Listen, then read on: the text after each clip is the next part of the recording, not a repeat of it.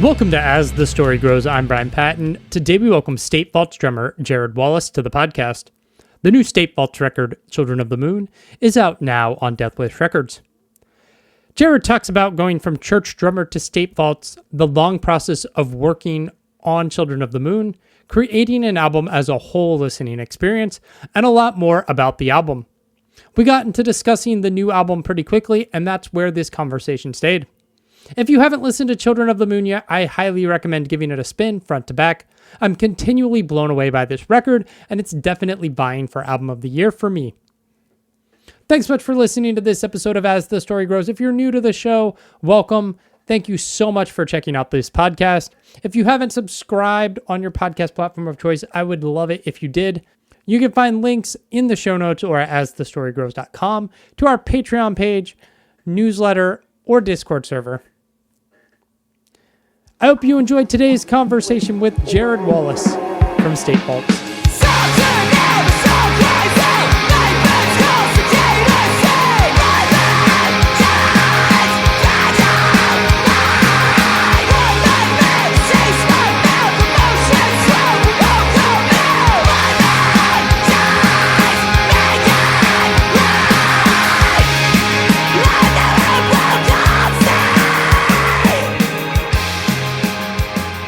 Well, welcome. You're out in California.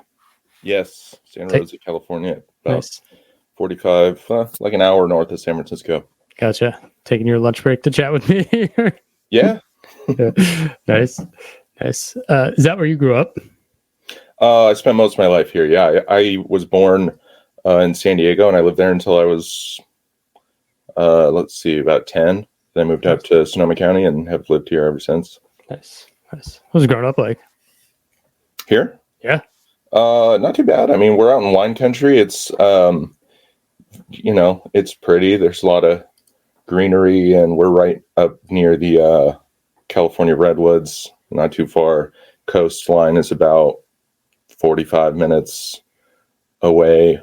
It's pretty nice here, man. It's expensive. Yeah. It just keeps getting more expensive, but other than that, it's nice. There was a brief period in 2021 where we considered moving to California, and it was just like so expensive. Yeah, weather's great, Yeah. but it's staying expensive. So we just moved back to DC, where it is also really expensive. It's not any better. Yeah. Which is great. What got you into music? I've always been into music. Music is just I've always been a huge fan. It's hard to say what got me into it. I just have ever since forever, since I can remember. I've always loved music. It's just always been my thing. I always wanted to play music, specifically drums. I always wanted to play drums from being a little kid, like air drumming, listening to my favorite bands. So the first opportunity that I got to be able to drum, I was on top of it. Nice. Always? Yeah. Was that in like elementary school, or did you get a drum kit? I didn't get my first drum kit until this band, actually. So, 2010. And it's funny because my first band, it was like a metal band, and I played bass in that band. And I'm not sure why I chose bass. I used to be a church kid, and so in my probably from like 12 to 16 or 17, I played drums in the church band, and it was their drum kit, and that's when I first really started playing drums.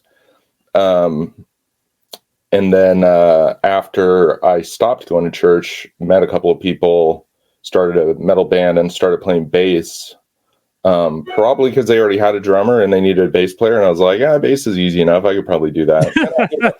I've always had an interest in guitar and stuff too. I love just music generally. So picked up the bass. Wasn't my bass. I think I wound up buying my own bass after like a year or so of being in that band. But yeah, it wasn't until this band, and I actually started playing guitar in this band when we very first started. We used to be called Brother Bear. Yeah. And I started playing guitar, and that lasted for maybe a year. I don't even know if it was a whole year. until I started playing drums. We lost our first drummer, and then I don't think the guys knew I could play drums.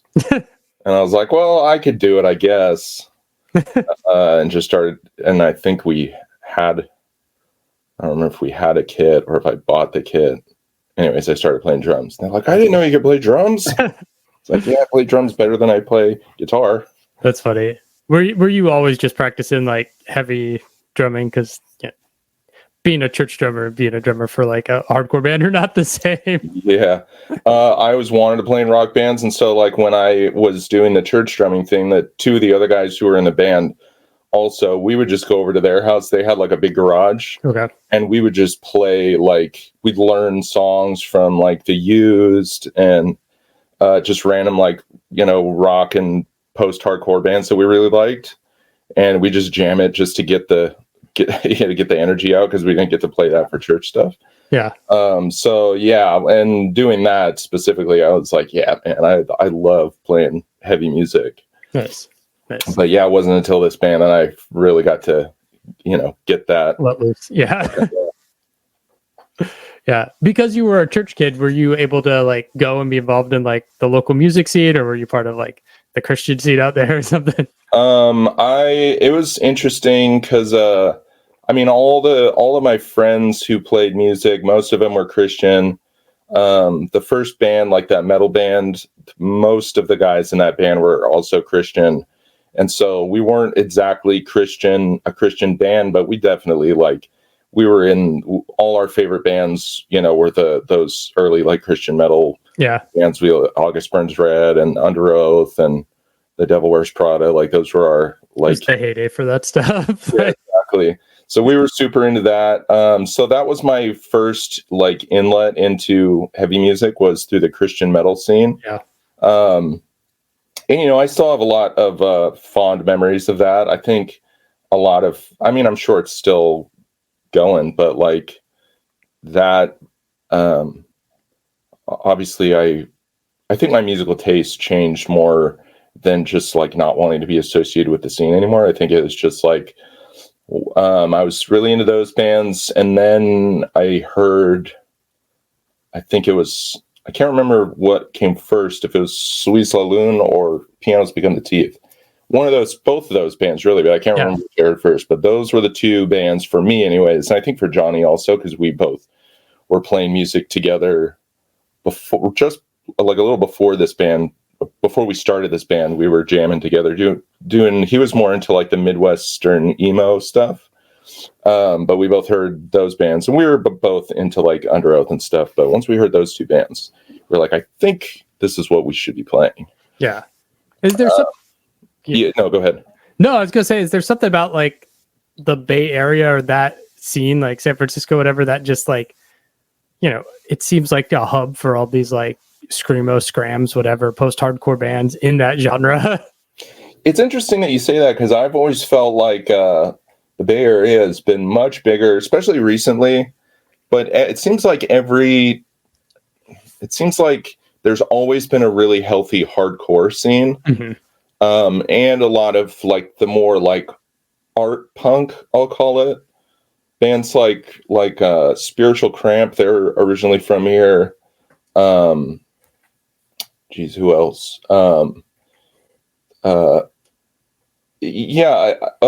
Ceremony. Mm-hmm. We've got Loma Prieta. Yeah. And they're obviously like the screamo godfathers, or at least one of them. And for us, especially, they were a huge influence. And it's been really cool getting closer, getting to know those guys. And like Jerome's Dream is out there now. I know they're not originally from there, but like Jerome's Dream is from out there. Oh, yeah. Jerome's Dream for sure. And Sean from Loma is now in Jerome's Dream. So yeah, for sure. But yeah, I've always felt like screamo and like post-hardcore and stuff has been a little bit of like a misfit. Like all the bands have felt a little bit like misfits up here, because it's such a huge hardcore scene, especially in the East Bay and stuff. And even when I was in a metal band, always just feeling a little bit like in the shadow of hardcore, and I myself never really felt like much of a hardcore kid. even though I've always been hardcore, like adjacent and like the music I like and play. But we've persevered and stuck with it. And I think Screamo is going through kind of a little bit of a renaissance. We had that wave in, the 2010s and stuff with pianos and touche and stuff. But it seems like a lot of that, at least from my perspective, seems like a lot of that came up more like in the Midwest / like East Coast. And I feel like a lot of, I don't know, maybe I'm just, I don't know. Bay Area has been a tough nut to crack for us specifically in this genre, because there's just not a ton of bands that do what we're doing. And the bands that do wind up getting bigger, a lot of them try to avoid playing the Bay Area. I think part of it is due to it's hard to play here. Like, it's hard to get shows. Yeah. The city, San Francisco in particular, is like, it's just really hard to it's just a nightmare to have to play. Like, parking always sucks. The venues are hit and miss. There's some really solid venues. I don't want to throw shade. There's some definite solid venues. But it can be tough to book those places. They always want to make sure that you're bringing out a lot of kids. So for young bands coming up, you really got to rely on your local scene. And Santa Rosa, where we're from in particular, has gone kind of up and down in terms of having a strong local scene. There's definitely been times where it's been really thriving. But inevitably, the bands that kind of lead the charge either break up or they get big enough to where they move on. And they don't want to. It's not that they don't support the scene anymore, but a lot of them, do what bands do. They either move to LA, or they're so busy touring that they, it's hard for them to make it back. Yeah. And without a lot of venues around here, playing house shows and stuff, it can be cool. Like, I remember playing there's a secret house show at one of our friends' houses that Ceremony played at. They headlined, and it wasn't really advertised. And this was I think this was when they put out Zoo. So that was a really fucking killer show. But yeah, man, I guess, I forgot about, like, there's Comadre, which they're kind of in that screamo. Comadre's from around here. And then you got like Have Heart. And so, yeah, there are some bands. But yeah, the scene is interesting. Maybe it's just Loma, and I associate them. And yeah, Loma, like, Touche's from LA, so that's the different part of the state. Yeah. It's tough because California, like, LA is so far away. It's like 6 hours away. Right. Like, it feels like it might as well be a different state, Yeah. So California, there is some solid screamo in California, but I'd say more of it originates, or at least hovers around, like, LA, Southern California. Orange County, yeah, for sure. Let's talk about State Vaults. Are you an original member to the band? Yeah. We're mostly original members. Me, Johnny, and Michael are like the three original. Jeff joined in 2021, I believe, or at the end of 2020. Michael took a brief hiatus from the band right after we recorded this new record in 2020, and then rejoined recently. So he was away for a couple of years and then rejoined. But yeah, the three of us are the original. We've had a couple different bass players, but this new record you recorded in 2020? Yeah. Jesus. Yeah. Right after we had a bunch of stuff planned.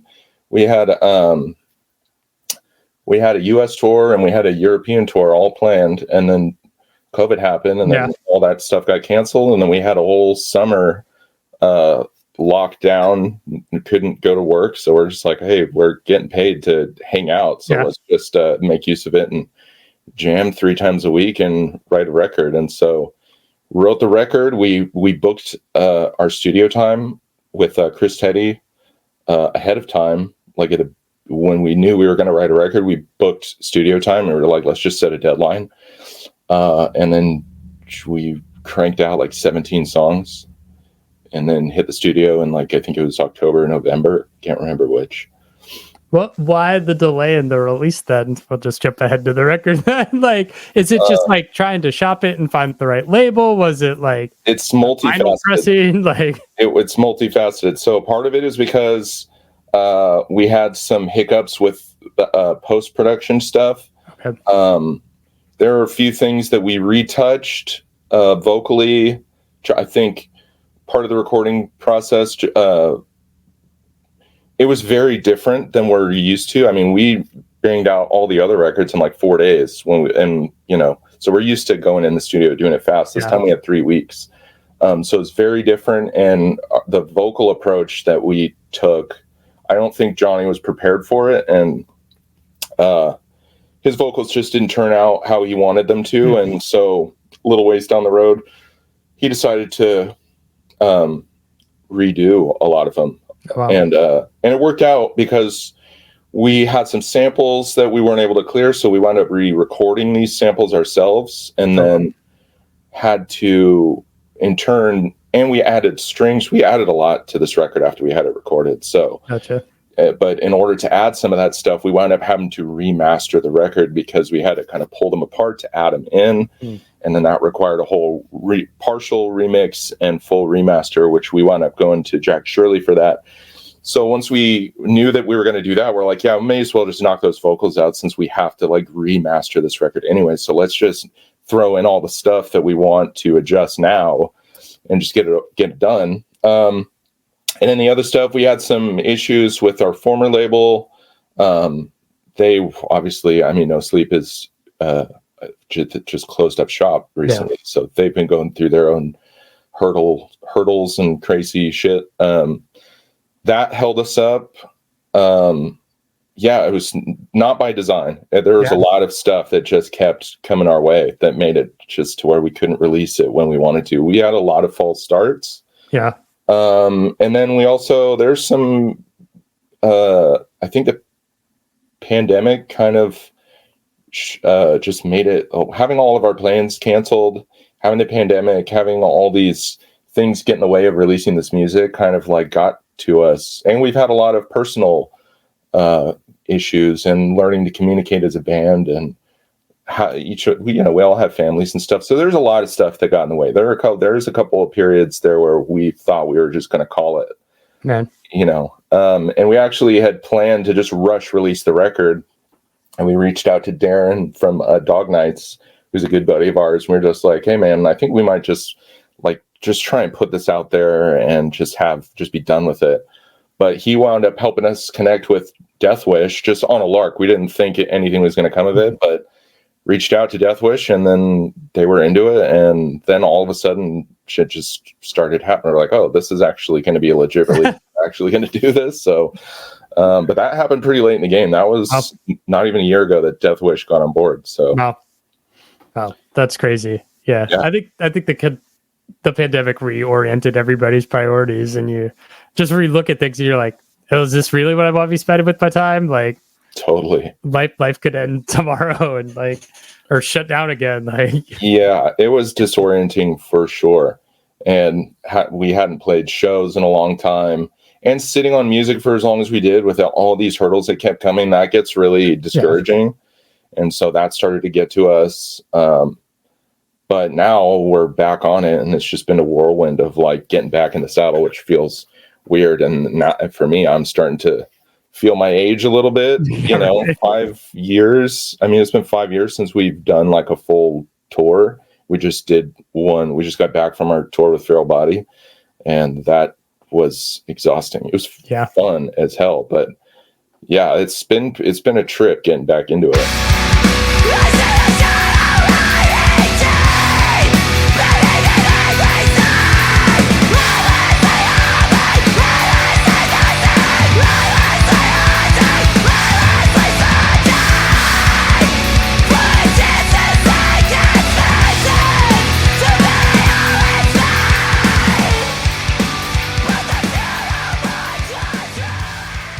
We're talking about the new record, so we'll just stay here. Children of the Moon, when you guys started writing, is there a collaborative process for themes and lyrical ideas, or is that all handled by other people? It's pretty collaborative, especially this one. This is the first record where we all wrote it, all of us together in the same room. I mean, generally what happens is Johnny comes through with a lot of a skeleton of a song. Sometimes they're fully formed. There are a couple of songs on the record that he just I think Palo Santo, that one was, he Yeah. just came to practice with that song. We're like, holy shit, this song's rad. We've like no need to adjust or anything. But a lot of times he'll shoot us some demos, just like rough sketches of songs, and then we'll kind of assemble them together, move some parts around. If any of us have any ideas, we'll throw them out there and just kind of slowly construct the songs. And it was a lot more collaborative in the sense that we did that, a lot of it in our practice studio together. Yeah. Whereas normally it's a lot of back and forth through emails. And so I felt a lot more of that collaborative energy this record. In terms of the themes and all that stuff, a lot of that comes from Johnny and what he's going through in life. He'll come through with all the lyrics. And then the artwork, which is kind of where I come in. I'll read through his lyrics, but I also just feel a lot of it for me is just the vibe of the songs and whatever I'm feeling emotionally when I listen to it. And usually we'll have like an album title. I think we had the album title before any of the artwork. So that usually helps kind of pull everything together. So yeah, it's a little bit of that unspoken collaboration when it comes to like assembling the fully like completed vision. But this one definitely feels more cohesive than I think anything we've ever put out before. Yeah. Yeah. What was it about listening the vibe of the record that drew you to the album artwork and this design? I think Johnny, in his lyrics, there's a lot of themes of isolation, of loss and turmoil, and a lot of change. And we went through a lot of change throughout the writing process and throughout just the general, like everything that came after the album. There's just a lot of change and a lot of turmoil, and so a lot of that is kind of captured in the themes, the lyrics, the artwork, everything. I think that feeling, at least for me designing the artwork, it's a lot of themes of isolation. There's a song in particular, Bodega Head, at the end of the record, and I think a lot of the lyrics of that song kind of influenced the overall like artwork and design of this record. Yeah. But yeah, I think we could all feel, we were all feeling the same things creatively when we went through this, and a lot of that feeling of like, man, a lot of shit's happening. Like there's a lot of changes, and you got to ride the wave. You either change with it, and I mean, we were just talking about this the other day, like even the title "Children of the Moon," like just the way that the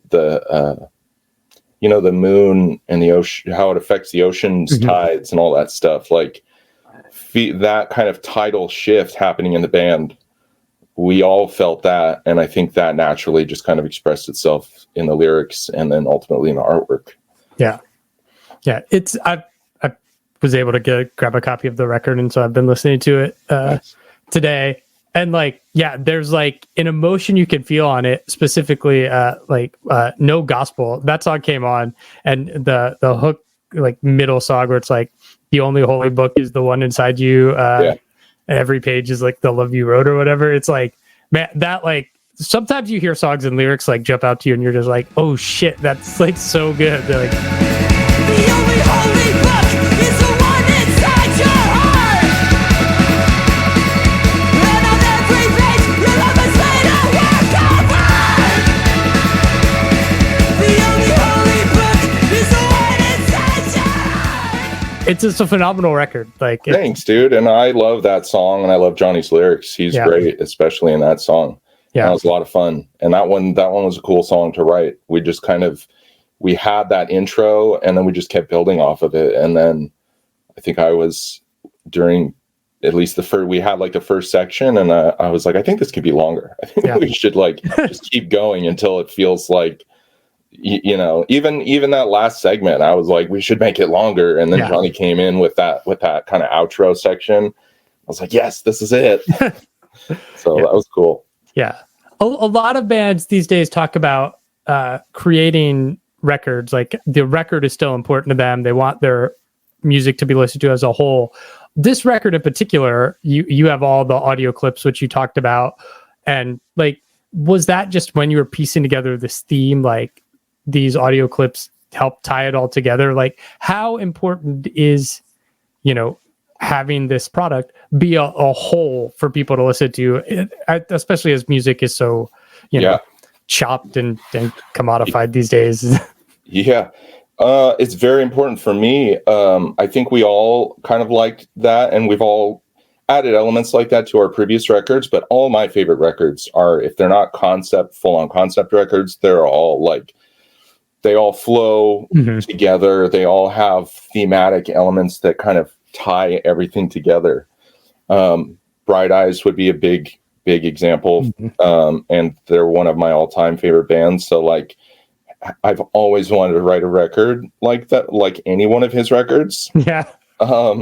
And so that was big for me. And I think just how much material we had written and how heavy the themes that Johnny was writing about, I think it just felt natural that like, this has got to be the one. And we spent so much time recording it and so much effort. So it really felt like we had the time. It's hard to achieve that when you are in the studio for 4 days and you're slapping a record together and it's 30 minutes long and you're after the fact, you're like, well, let's add some stuff to kind of try and tie things together. But this record, we really got to craft it. And especially with songs like No Gospel and songs like Bodega Head that are big, long, like, 10-minute jammers. Yeah. It felt almost like necessary. Like, we've got to really craft this. And so I remember in the studio, there were definitely part of the recording was like, okay, how are we going to tie all these songs together? So the song order was huge for us as we were recording, thinking about which song is going to come next on the record and how can we tie the end of this song into the beginning of this song. So that was a very, very conscious effort that we had going into it. And I think we did a pretty good job. We've done the best jobs out of all the records that we had so far. So I'm really proud of how that all came together like that. Yeah, it's so cool to listen to it as a whole. And it's one of those records I listen to where I'm like, oh, I have to have this on vinyl to honor it as a product to just get that full experience. And so that means a lot. I'm glad you're saying that. It means a lot that you're saying that, because that's exactly the vibe that we wanted. And my favorite, I'm not a big like playlist guy. I'm not huge on just like putting things on shuffle. I like listening to an album from start to finish. Yeah. And especially with those, like the intros and outros, those are so huge to me. And I remember Conor Oberst saying in an interview, or probably said it in a few interviews, that like those big intros that he always has is almost like a challenge to the listener of like, hey, this is a big, long 2-minute intro before you even get to the song. Like, you gotta want to be along for the journey. Yeah. And so I think that was going through my head as we were putting the record together, especially the intro. It's like, I want this to be like, people got to know, like, I want people to know going into it that like, hey, you're in it for, like, this is going to be like a movie, and you got to be in it from the beginning. And so, yeah, that's cool. Thanks for saying that. Fragile Light's such a cool intro too, because it's like, I started it and I was like, oh, I need to go back and pay attention to what's being said, because like this is laying the groundwork for what I'm about to listen to, which is super cool. I love that. Thanks, man. Do you worry about like, or just try not to worry about like playlist culture and Spotify, and just like, you did your part and you just hope people listen to it and consume it as is? Or I worry about it probably the least out of everybody else in the band. That intro, I was perfectly content to just have it be included in the first track. Okay.